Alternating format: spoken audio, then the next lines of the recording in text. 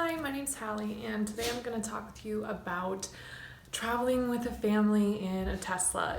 I mentioned in a previous video that it's such a different mentality than having a gas car, and therefore you're being a lot more efficient. And I'm not just saying about the environmental efficiency, but just efficiency as a process. The whole thing is really streamlined in the way it's built and the way that you can handle owning it. So I have a few tips for you. The first tip is keep your battery between 80 and 20%. From my own research online, there's mixed reviews, but there is battery degradation below 20% and above 80%. There are limits you can set on your charging so that it stops around 80%, and you can monitor it when you're traveling so it doesn't go below 20%. So you can check this on your graphs on your settings just to see where you're at. And when you're traveling long distances, you can kind of map it out to where you have 20% remaining when you arrive. That's something you can see on your navigation when you have it set for your long journey. And each leg of it, you can see how far it's going to be charged at each one. And on top of that, you want to make sure you have a 5 to 10% margin of error when charging, because when you are traveling, especially around hills or mountains, your battery prediction will go down. And if you're using more battery in the Tesla at the time, with air conditioning, with anything that's being powered by the car, so charging your own phones, all of that can contribute to your battery being degraded over time more so. I'm sure it's nominal, but if you're looking for the most efficient you can be, then make sure you keep with a 5 to 10% margin of error when you're traveling to try to stay in that 20% range. So charge your car until it's like 25 to 30% upon arrival of your next destination. And that way you can still land at the 20% mark. And if there was ever to be anything wrong, then you can make sure that you get there and it's not a bit dicey. Number 3 is hills are the great equalizer. So when you're going up, you will use 2, 3, 4 times the amount of miles that you will actually be using. That can be alarming, but when you're coming back down the hill, if you are coming back down that hill, then you will gain those back at a 2, 3, 4 times the rate inversely. So make sure you know if you're going up and down a hill or a mountain, because it will equal out to be about even. But sometimes I know at certain destinations you're only going up the mountain or the hill, so that can be a little bit different. And make sure that you know kind of an estimate of what it actually is in distance. We'll use our phones to check the actual distance of something or the navigation system, so that way we know if we're arriving above or below the actual mile count when it comes to your efficiency or electric miles. So the next tip is don't underestimate the trickle. The trickle charge or the drip charge is the 120 volt you get from just an outlet that you plug your blender into type thing. It's just the 3-prong normal outlets. There are the NEMA 1450 that you would plug a washing machine into that you can have put into your garage to charge your car. And those I've heard are about 4 hours for a full charge. But the trickle drip charge from the 120 volt outlets are still great. If you have that set up in your house, which we do right now, it's much easier to just not stop at superchargers when you're at your house or just driving around town.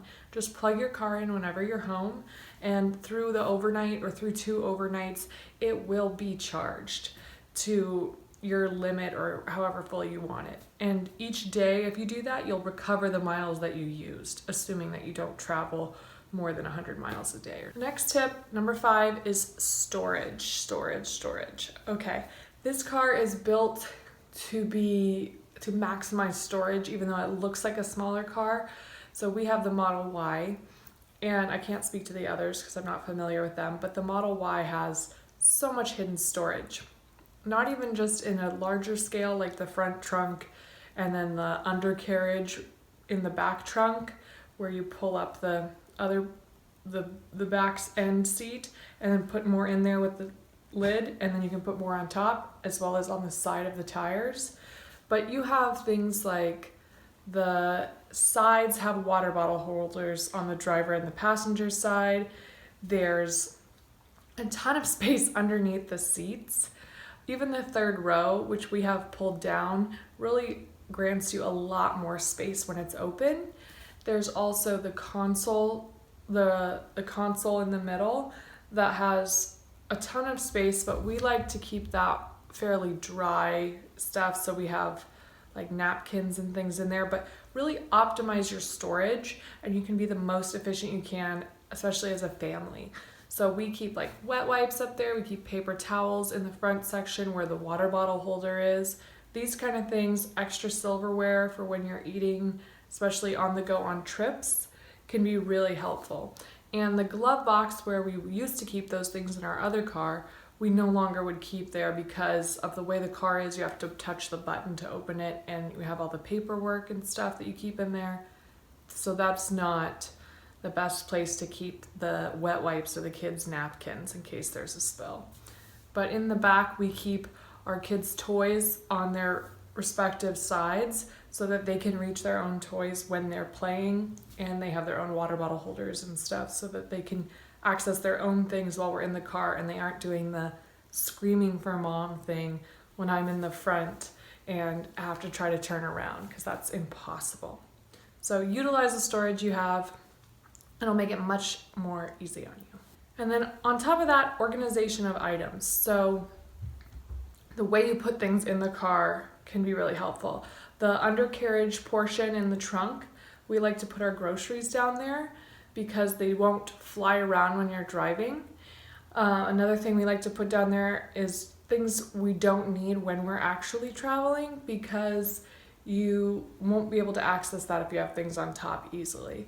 So just think about the order of events and put things that you need more often and more immediately in last. So that way you can have the things you need when you arrive at your trip or at a later point in the travels more tucked into the vehicle.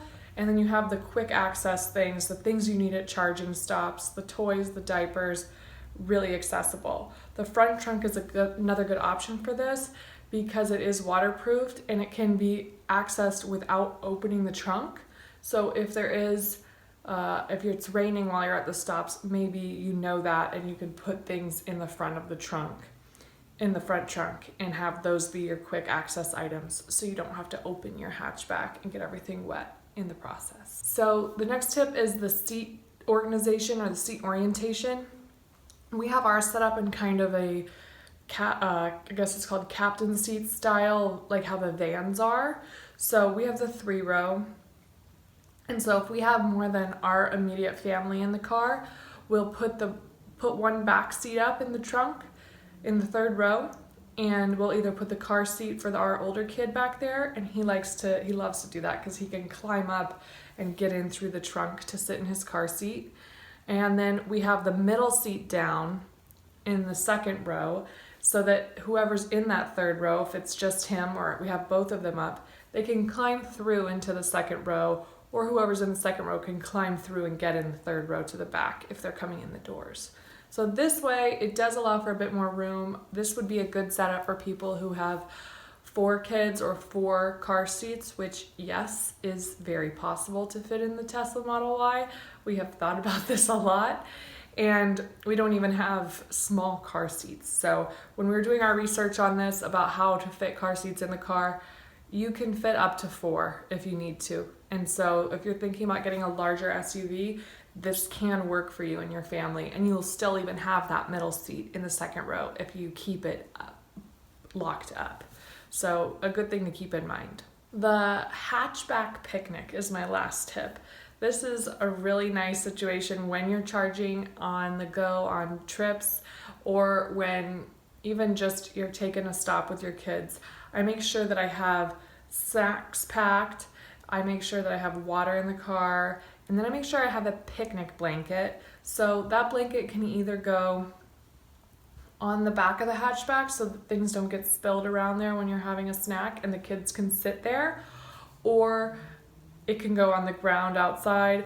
You can even have chairs if you need to, but the whole setup is really great so that if you need to kind of camp out for a little bit with your kids by the car, this is actually the perfect situation. I know you could do this with any vehicle, but the Model Y makes it really easy for you to do so.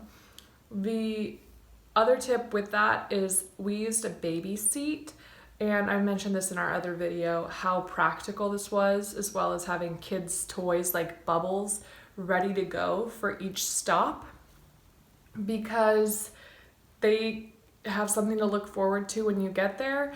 And then it's super easy. You can put it in the back of the car so that your baby's not rolling over and you're not worried about them falling out. You can lock them in their little buckle and they can just sit right there and see you at eye level and be happy about that. But overall, the car is a great situation for families. I highly recommend it.